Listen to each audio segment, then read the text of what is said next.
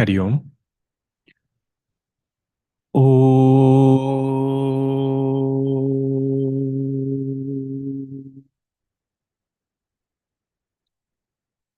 ओ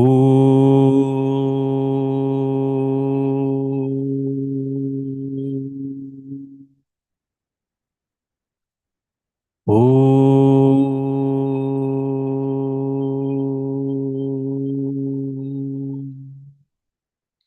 ॐ सहनाववतु सहनौ भुनक्तु सह वीर्यं करवावहै तेजस्विनावधीतमस्तु मा विद्विषावहै।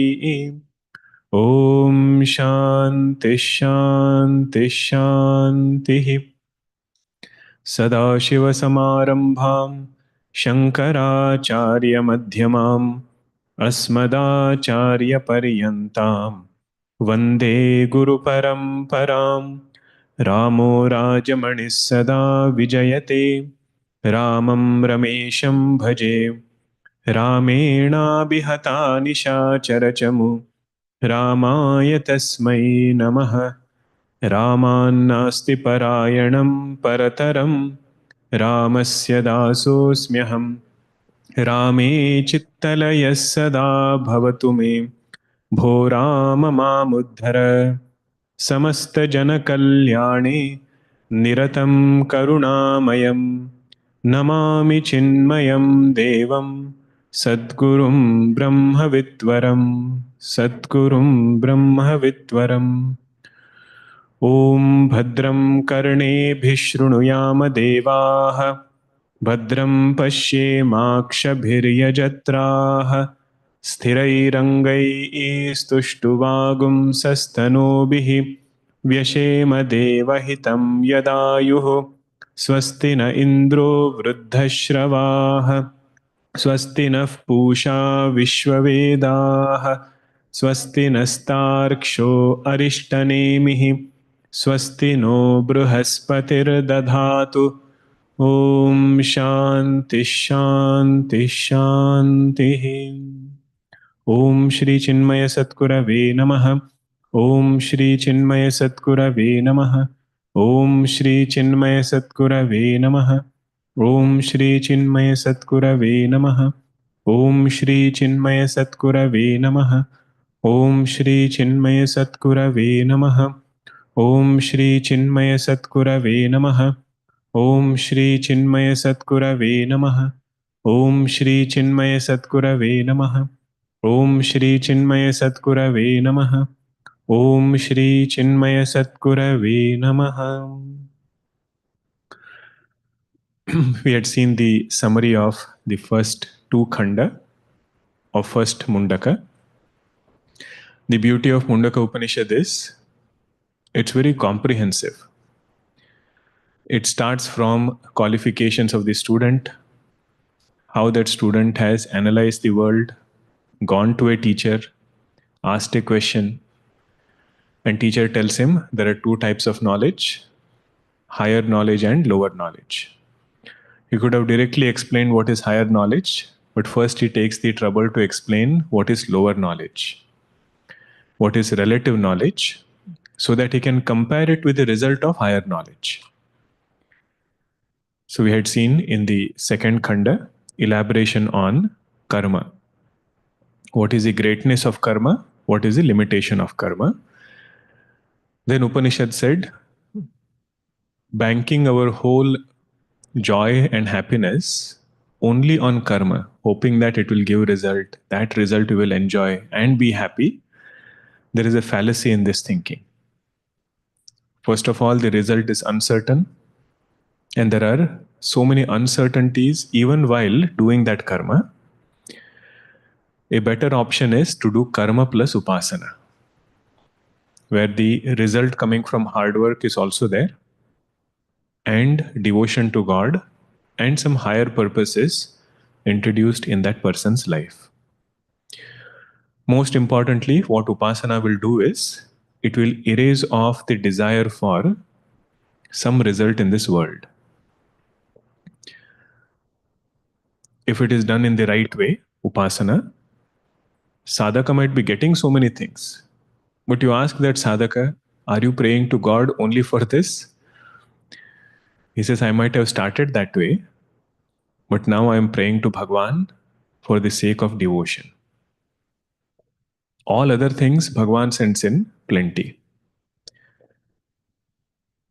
Another blessing that comes is he starts analyzing life, and some deeper facets of life become very relevant to him. What is the nature of truth? What is that knowing which everything becomes known? Just keep going back to that question over and over again. One thing we will notice, this question cannot come to a karmi, one who is only taking support of karma. Such a question, knowing what everything becomes known, that question will not come. One who has done karma plus upasana, done some satsang, that sadhaka will get this question. Now, the second mundaka begins with a metaphor. What was the metaphor? Sparks emerging from a conflagration of fire. Just like the sparks have the same nature as the fire, Jiva and Akshara, their nature is also essentially one and the same. Spark might look different than the fire. Fire can burn many things, spark can burn smaller things. But essential nature of light, essential nature of heat is the same in the spark and in the fire. So in the same way, essential nature of Akshara.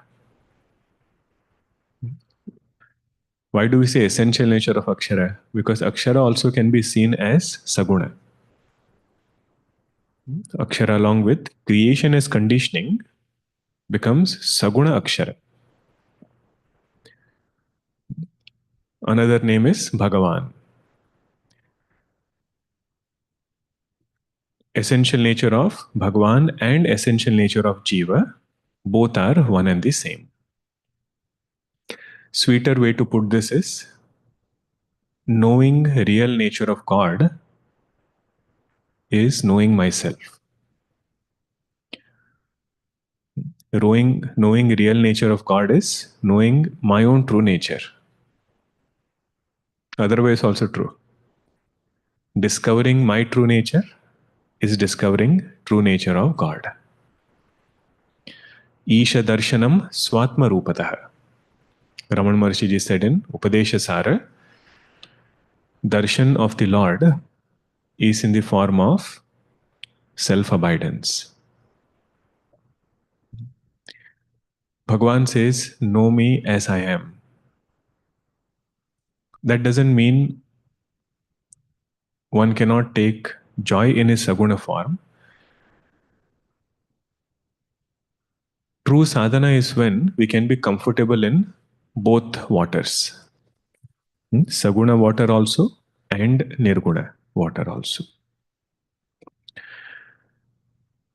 The importance of this portion is we will be able to appreciate how this Vedanta has actually made an impact in our thinking. Because this point onwards, after this example is given, the mantra comes Divyo Hyamurta Purushaha. It's one of the most important mantra of this entire Upanishad, but also of second Mundaka, first Khanda. 2.1, if you say what are the key mantras, this is one of them. Divyo Hyamurta Purushaha, Sabahya Hyajaha, Aprano Hyamana Shubраha, Hyaksharat Paratav Paraha. So that is the description of Akshara. What was the previous description of Akshara? First Mundaka, first Khanda. Which mantra was that? Sixth mantra, right? Sixth or eighth? Sixth mantra. Yattadadreshyam agrahyam agotram avarnam achakshushrotram. Similar description is coming over here again. Divyaha is the first indicator of Akshara, which is of the nature of consciousness. Amurtaha, it doesn't have a form, and it is Purushaha. Purusha means it is Purna, it is complete. Sabahyabhyantaro hi ajaha. It is a substratum of inside and outside. The notion of inside and outside is present in, is superimposed in Akshara. Don't stretch Akshara inside and outside. Huh? It is not something which is in space. The concept of space is in consciousness. And ajaha means it is unborn. Apranaha doesn't have pranas, doesn't have any karmendriyas. Amanaha, Akshara is that which is devoid of thoughts, devoid of mind. This word, if it is slowly opening up for us, that itself is a great insight into nature of Akshara. Whatever we think in this world is samanaha only. Vritti, thought is needed to pervade that object, and that thought is kept as it is. You remove the thought, that object also goes away. That is why we say this world is nothing but modification of thought. Manomayam tad bhuvanam vadamaha. Saddarshanam, Raman Maharshi said, slowly we have to get this conviction. If we want to remove the reality that we give to this world, it is my own mind. If my own mind is difficult, you say it is total mind which is projecting this world outside.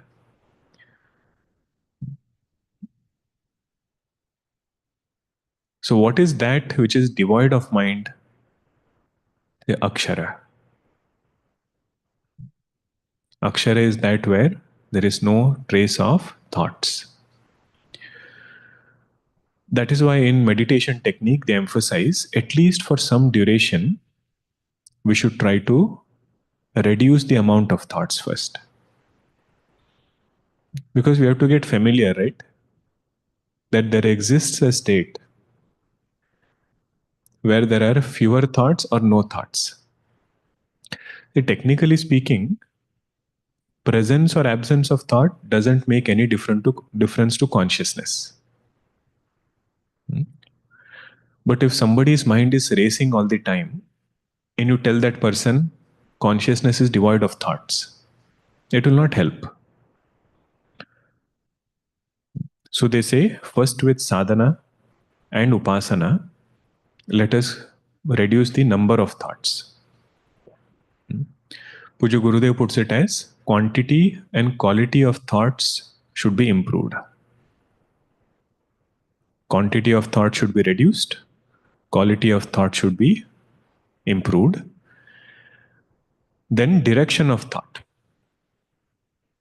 If we are able to focus our attention to Akshara, that is when there is deeper conviction that I have an existence minus thoughts.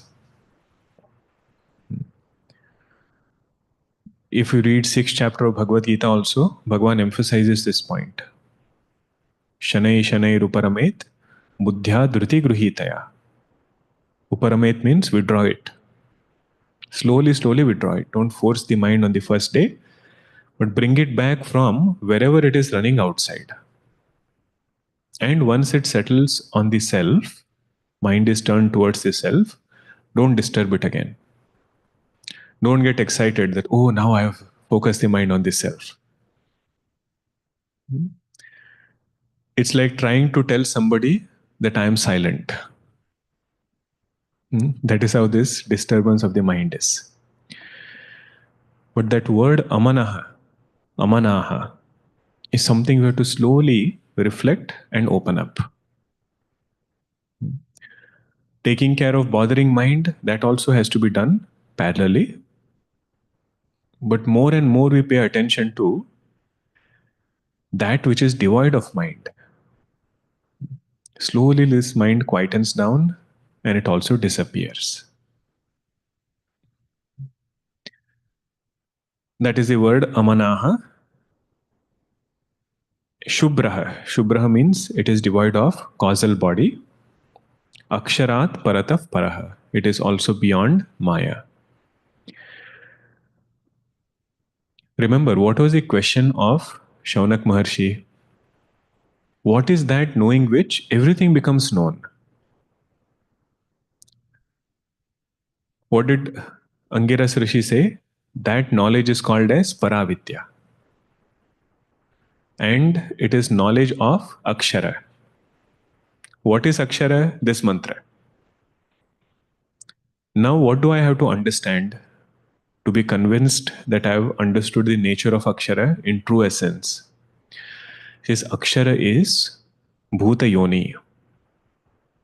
It is the origin, substratum, dissolution place of this entire creation.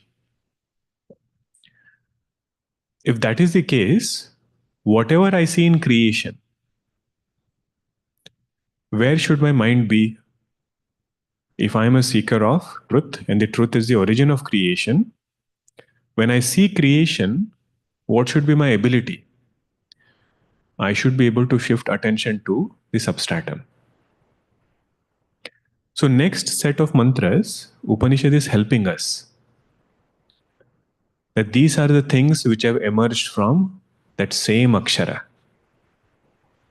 The most important word is the same Akshara. And what did we understand just now? Is Akshara different from me or me myself? If Akshara is Amanaha, then it is talking about me myself, because mind is not outside somewhere. Who is feeling I have mind? I am feeling I have mind. To remove this ignorance, remove this erroneous notion, this Upanishad mantra has come to reveal the nature of Akshara. That's why previous example was also spark and fire. Essential nature of spark is the essential nature of fire. This point, if we appreciate, the remaining mantras will become a great reveling and joy. Madhuspita vacha. In Shivamahimna Stotram, the words of Vedas are sweet as nectar, madhu, and paramam amrutam. It is like nectar. Because all their examples are very, very innocent and sweet. They are not into too much of stories and complex plots and thrill and everything. For that, you have to read Puranas. Want to get a glimpse of thrill and plot, read Mahabharata. Bhagavatam, story within a story. So many things are there. Upanishads are very, very straightforward. What is the main point they want to tell us now? This whole universe has emerged from the same Akshara, and that Akshara is you. This is the most important point. It is not only some Akshara, but that Akshara is me, myself. In this way, Upanishads want to reveal this truth. So then they said, Etasmat jayate pranaha. Third mantra, the key word there was Etasmat. The same Akshara that we just understood to be of this nature, devoid of mind. From that Akshara alone, pranas have emerged, mind has emerged, sense organs have emerged. All the five elements, Kham Vayur Jyotirapah, Prithvi Vishwasya Dharini, they have also emerged from this Akshara. One point to remember here is the purpose of these mantras is not to talk about creation. It is not to say that real emergence of creation has happened. What is the main point? Creation is an appearance in Akshara.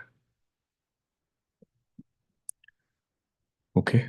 Because already that point has come. What is the nature of Akshara? Now it is meditative verses. Practical Vedanta is this, that once we understand Akshara is Bhutayoni, wherever we see creation, there we should be able to recognize Akshara. Wherever we see the pot, there I should be able to see the clay. Wherever I see wave, there I should be able to see water. Okay. Then Virata Purusha description came in the fourth mantra. We saw that Gagan Mein Thal Arti of Guru Nanak Ji also here. Then fifth mantra was talking about Panchagni Vidya, 5 stations by which this jiva is born. Sun is doing the ahuti, from which the heaven, from there jiva starts his journey, Pitruloka, some higher loka. Then comes to rain. Rain does ahuti into earth. Earth does its ahuti into the plant in the form of food, and that food comes to mother. Food comes to father first, from father comes to mother, and from there jiva is born, becomes bhumishta, comes onto the earth. What is the purpose of this whole description? To get vairagya first. If at all a jiva has to take a physical form, he has to go through so much of permutation combination. Within that, the probability to get human birth, it's very rare. Having gotten this opportunity, one should be free from, or one should strive to be free from, transmigration. This you can connect with the Vivek Chudamani verses in the beginning, where Shankaracharya ji emphasizes on the importance of self-effort. Self-effort, one is to get something in this world, but second is to gain liberation. Then 6th, 7th mantra, they said, different Vedas, karmas, karmaphalas, all different types of devatas, plants and animals, they have emerged from Akshara. But what is the main purpose? To tell us that wherever we see creation, we should strive to shift attention to the truth. Because that was his main question. What is that knowing which everything becomes known? Really speaking, this can also be an examination question. Vedanta, you studied for 12 years, not a long list of questions. What is Panchakosha? What is Panchikarana? How many Shariras are there? None of those questions are asked. Teacher just takes the student, points out to a tree, and says, what is this? The moment student says tree, failed. Go back to the basics. Start with faggot sticks, bring it back. Because this is practical Vedanta. If he's showing a tree, Pratyaksha, this is a tree, anybody can tell. You don't need to study Vedanta to come to this conclusion that this is a tree. Seeing a tree, if we can say, this is me. That is Vedanta opening up for a sadhaka. When he says, this is me, what is me referring to? Akshara. That means he has sifted through his individual conditionings, sifted through outer conditionings, and he's seeing the substratum. The practical application also we have to keep thinking. Look at the next mantra. This is also a beautiful one. We'll discuss the application of it also. 8th mantra, you see. Sapta prana prabhavanti tasmat saptarchisha samidas sapta homaha सप्त प्राणाः प्रभवन्ति तस्मात् सप्तार्चिषः समिदः सप्त होमाः सप्त इमे लोका येषु चरन्ति प्राणाः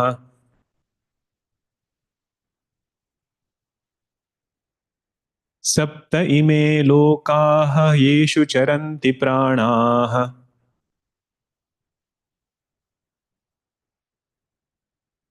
गुहाशया निहिताः सप्त सप्त गुहाशया निहिताः सप्त सप्त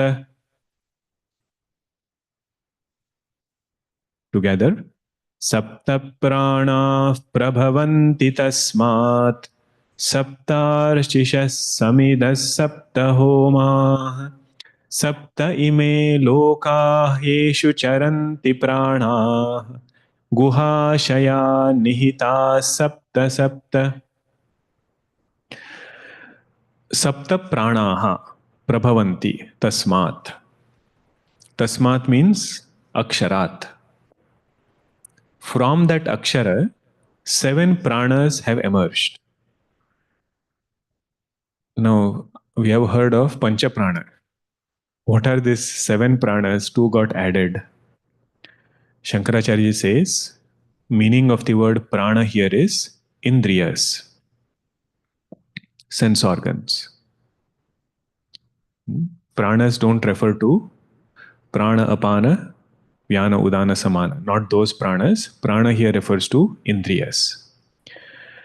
And that too, he says, those sense organs which are on the head.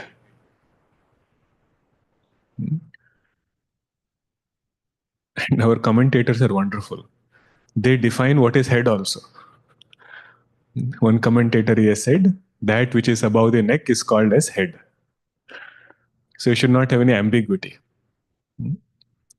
And when they define it, they're not having a humorous tone and all. They're very serious. What is head? That which is above the neck is head. Because they have to count now. Sapta pranaha, 7 indriyas.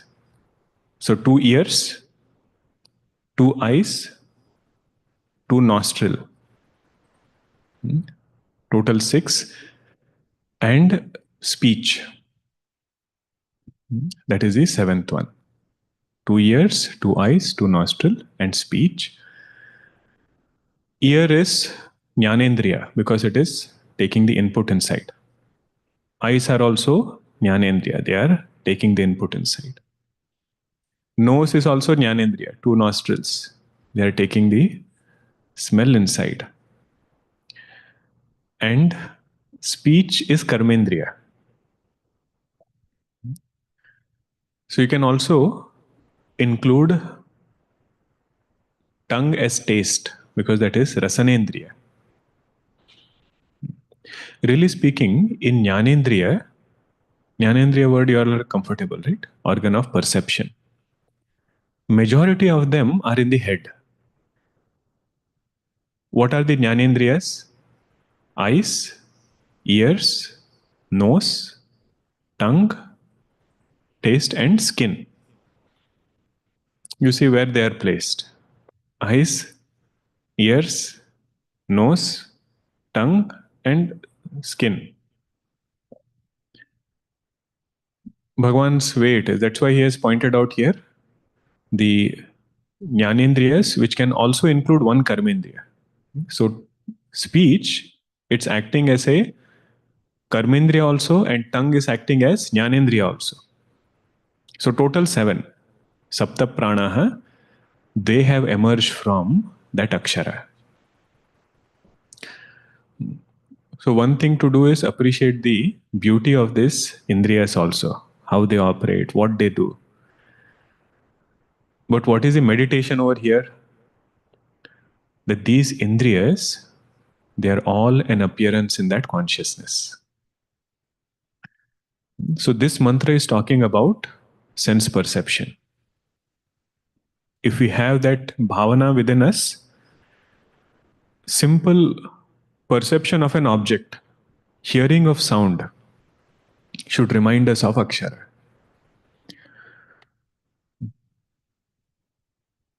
What are the things which are involved in this perception? One is sense organs themselves. 7 sense organs which are in the head.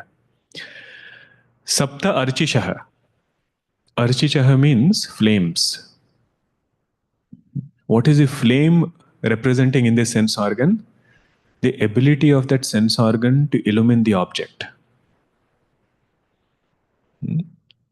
That is represented by Archishaha.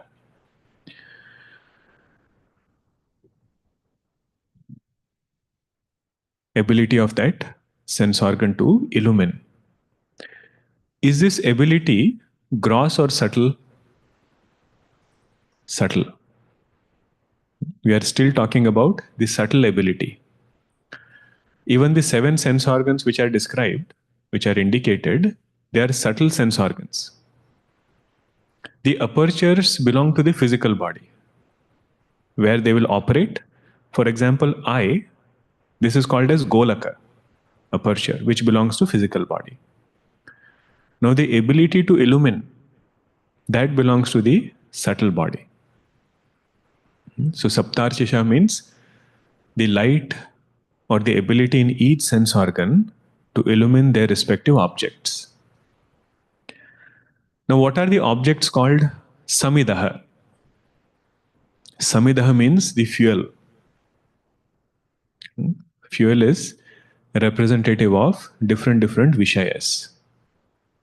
And every sense object will have its own particular Vishaya. Eyes will take only Rupa, form. You give it sound, it will not take. If a drum is beating, just by seeing you cannot know whether there is sound coming or not. So eyes will take only form. Ears will take only sound. So all of those sense organs are called as Samidaha, the fuel. Shankaracharya says, sense organs are kindled by Vishayas. That is why Vishayas are called as fuel. More we put this fuel of Vishayas, more the sense organs get enlivened. In other words, even the presence of sense organ we can establish only when there is its respective Vishaya. You know, sometimes when you get cold, our nose sense organ goes away. Nose is there. What is not there? Ability to illumine is not there. Ears, also the ability goes away. Now, how can you tell whether you're okay? I'm totally fine now. How can I tell? When I start smelling things, until that Vishaya of Granendriya, Vishaya of smell is present, we cannot establish whether nose is present or not, or ability to smell is present or not. So in a way, that sense organ is helping us establish, or that sense object is helping us establish the sense organ. The form is helping us establish our eyes. If you are able to see properly, that means what? Sense organ is fine. Eyes are fine in that way. That is this Samidaha.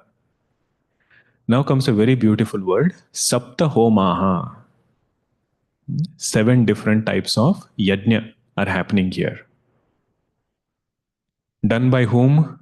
7 sense organs.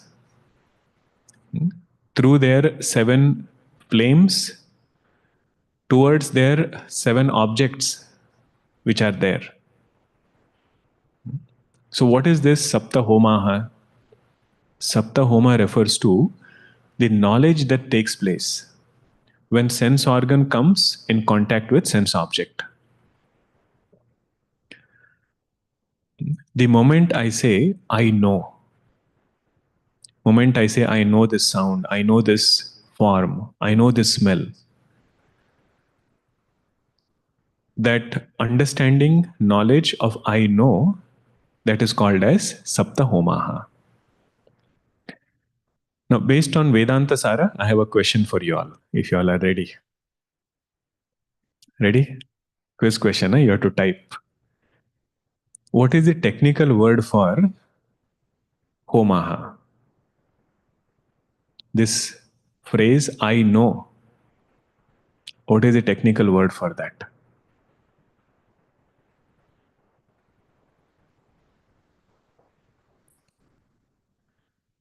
Long, long ago, we studied Vedanta Sara. Whenever perception of the world happens, two things happen there. Not that long ago, huh? We also saw in Divyo Hyamurta Purusha. Perception of the world. I'm giving a clue, huh? Not perception of Brahman cannot be perceived.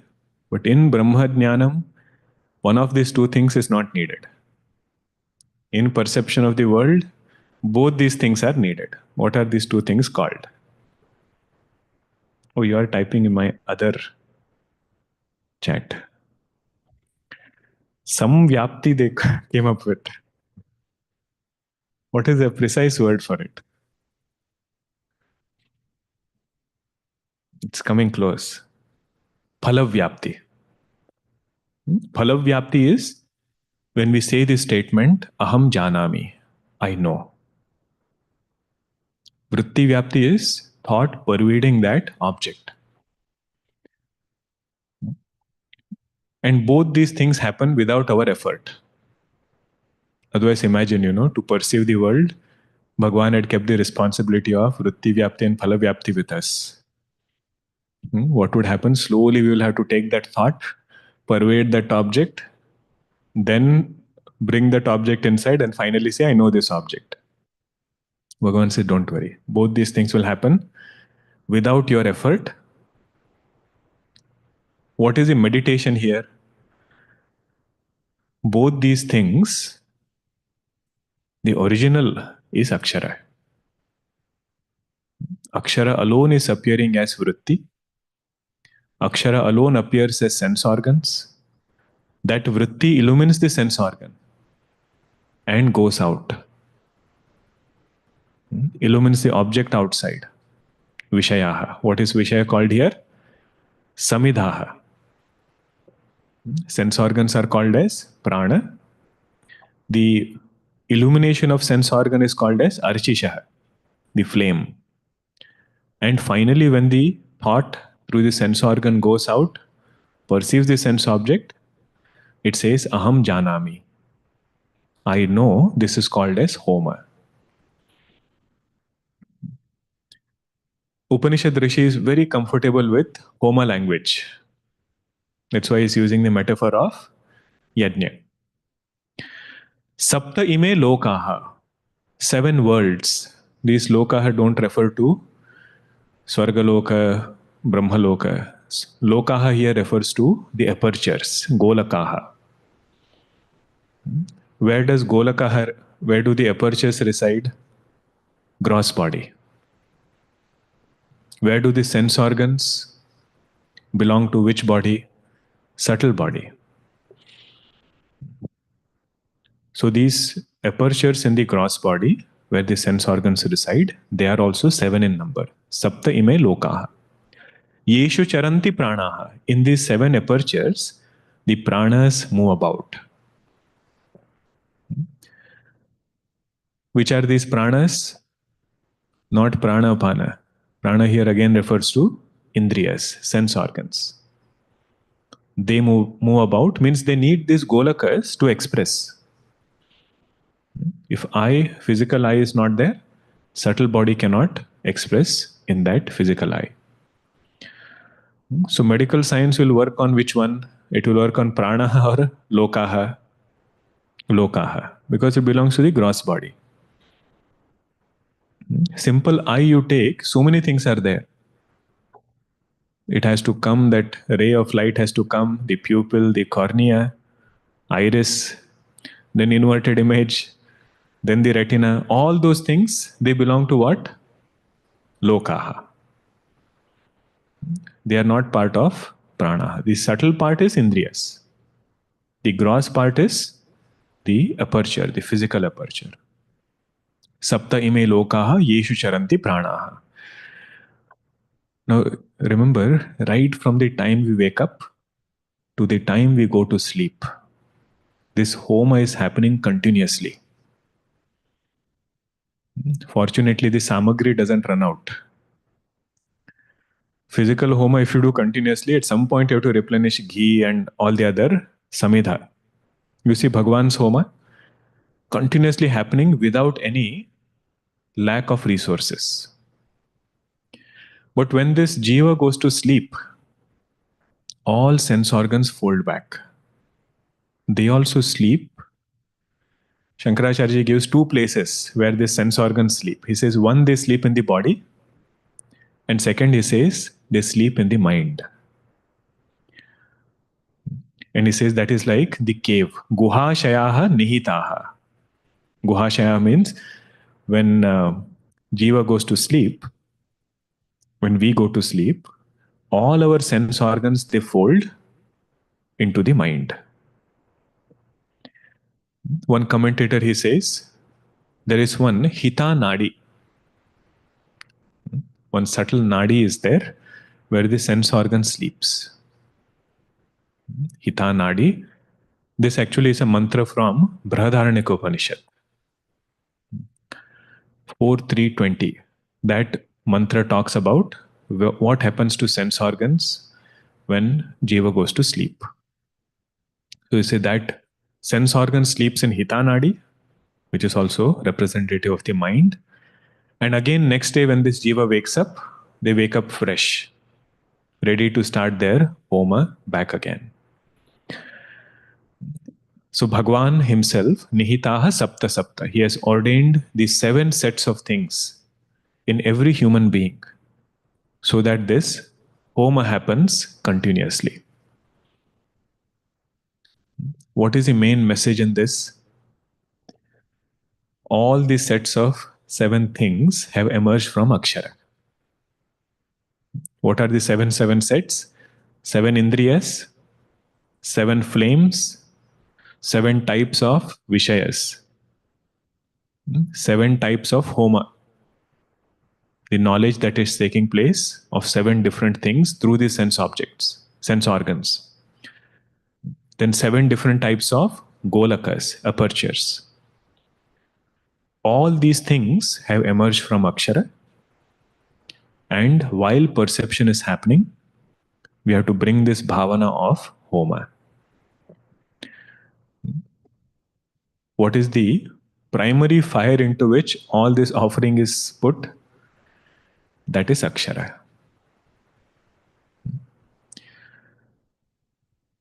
Another thing to note here is our doership and enjoyership are only because of identification with sense organs.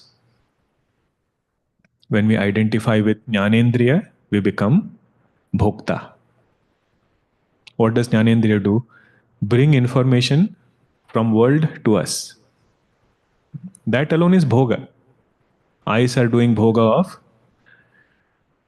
Rupa. Ears are doing Bhoga of Shabda. So whatever is coming is our karma phala. So Vishaya is our karma phala. The one who is perceiving it is Bhokta.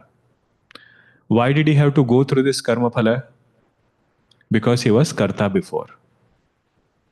Through the organs of karmendriya, he has done actions. So karmendriya, all karma phala balance happens. That karma phala comes back as bhoga to us, and the one who is receiving it back is bhokta. If you want the English terms, identification with organ of action, person becomes doer. He has done the actions before. Those actions present to him back as sense objects. That sense object could be a person, sense object could be another object. Bottom line is, it presents as situations around him. What is perceiving back is called as result of action. And the perceiver is the experiencer. So this whole thing comes about. What is the main point? This is all an appearance in Akshara. For the one who knows it and does his karma, or for the one who doesn't know and does his karma, for both of them, it is Akshara alone which is the substratum. Fact doesn't change. That is the essence of this mantra. Now there are two examples, poetic examples from two texts. Same concept is explained over there also. One example is from Dakshinamurti Stotram. Nana Chidra Ghatodara Sthitamaha Deepa Prabha Bhaswaram. Your homework is to identify what is this mantra corresponding to that Dakshinamurti Stotram. Nana Chidra Ghatodara Sthitamaha. In different holes, what is the example there, Dakshinamurti Stotram? Just like in a pot which has holes, if you keep a lamp, through the holes of the pot, the light emerges and it illumines the things outside. So, Nana Chidra Ghatodara Sthitamaha. In the same way, the light of consciousness, through the holes of the sense organs, it emerges out and illumines this world outside. That is a metaphor. So, Nana Chidra Ghatodhara Sthitamaha. Chidra Ghata refers to, in this mantra, what does it refer to? The golakas, which is belonging in the subtle body, which was called as lokaha. That is the holes which are there. Deepa Prabha Bhaswaram. Deepa Prabha Bhaswaram refers to the archishaha, the flames which are illumining those sense organs. Jnanam yasyatu chakshuradikarana dwara bahispandate. What does jnanam refer to in this mantra? Homa. Janami, aham janami. That was the knowledge which takes place. Jnanam yasyatu chakshuradikarana dwara bahispandate. Through the eyes, ears, etc., this knowledge flows out as though. Dwara bahispandate. Janami iti. Then the jiva says, aham janami. Again, what does janami refer to? Homa. Homa. The word in this mantra is Homa. Janami iti tameva bhantam anubhati etat samastam jagat. In this way, by knowledge flowing out, he comes to experience this whole world. What is samastam jagat referring to? Vishayas, sense objects. What is the word for Vishayas in this mantra? Samidaha. Samidaha. Tasmai Shri Gurumurtaye Nama Idam Shri Dakshina Murtaye. That Akshara Tattva, which alone is flowing through the sense organs outside, illumining this world, that Akshara is Dakshinamurti. To that Dakshinamurti, we bow down. Second poetic metaphor comes in Ramcharitmanas. Goswamiji says, Indriya Dwara Jharokha Nana. All the sense organs, they are like doors. Jharoka means in palaces, they had doors from which you could see outside. Very beautiful structures. There is air movement also from outside to inside, and you can see from inside to outside. So if a procession is going on from that jharoka, simple words, jharoka means window. Okay, from that window you can see out. Taha taha sura baite kari thana. He says in each window there is one devata who is sitting there. What does that devata do? Avata dekahi bishaya bayari. The moment a breeze comes, That breeze represents sense objects. Te hati dehi kapata ughari. Out of mischief, they open the door and allow that sense object to enter inside. The same metaphor, but he has put it in a poetic way.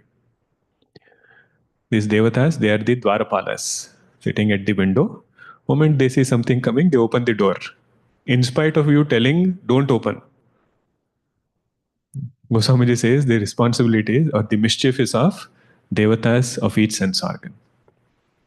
But again, the perception itself is divine.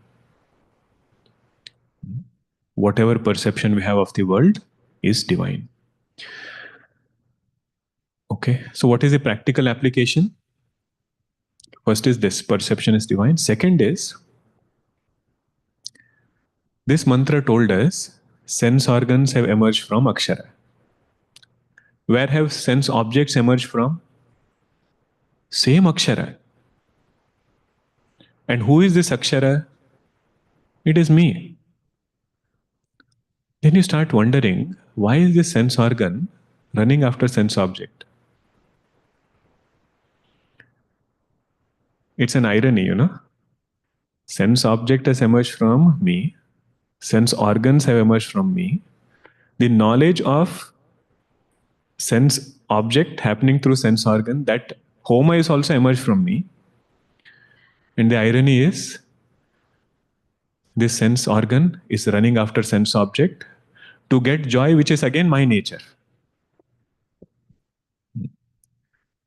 You know, Mahatma Ji had written one article on this line. Indriya dwara jharoka nana, tahatah base sura karatana. And one line I remember in English, he said, desire is a disease in consciousness. Very nicely he had put it. Desire is a disease in consciousness. Because what we are desiring is not different from us. It's like a dreamer wanting a dream object. That dream object is his own creation. And he has misunderstood himself to be the dreamer. Now he is going after that dream object.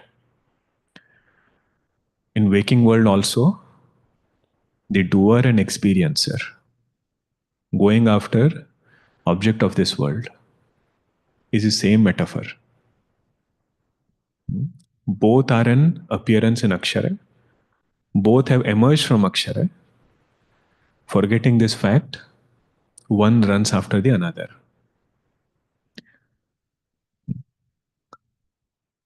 This is another way to look at this mantra. Let us see the Bhashya. Kincha saptashirshannyaha pranaha tasmat eva purushat prabhavanti tesham cha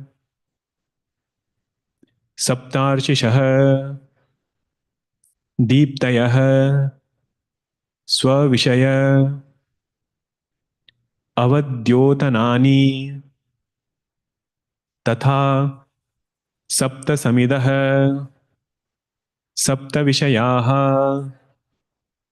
विषयैः हि समिध्यन्ते प्राणाः सप्त होमाः तद्विषय विज्ञानानि यदस्य विज्ञानं तज्जुहोति इति श्रुत्यन्तरात् किंच सप्त इमे लोकाः इंद्रियस्थानानि येषु चरन्ति संचरन्ति प्राणाः प्राणाः येषु चरन्ति इति प्राणानां विशेषणम् इदं प्राण अपानादि निवृत्त्यर्थम गुहायां शरीरे हृदये वा स्वापकाले शेरते इति गुहाशयाः निहिताः स्थापिता धात्रा सप्त सप्त प्रतिप्राणिभेदम् यानि च आत्मयाजिनां विदुषाम् आत्मयाजिनां विदुषां कर्माणि कर्मफलानि च अविदुषां च कर्माणि तत्साधनानि कर्मफलानि च सर्वं च एतत् परस्मात् एव पुरुषात् सर्वज्ञात् प्रसूतमिति प्रकरणार्थः. Meaning we will see in the next session. But these mantras are very important to help us deepen our understanding in Advaita Vedanta. Vedanta is not devoid of creation, but it tells us how to be in tune with creation. So simple metaphor of seeing this world. They are not even talking about what we are seeing. They just say, whatever you are seeing, see it in this way. Om Purnamadah Purnamidam Purnat Purnamudachyate Purnasya Purnamadaya Purnameva Vashishyate. Om Shanti Shanti Shanti. Harihi Om Shri Gurubhyo Namaha. Harihi Om. Hari Om, everyone. Hari Om.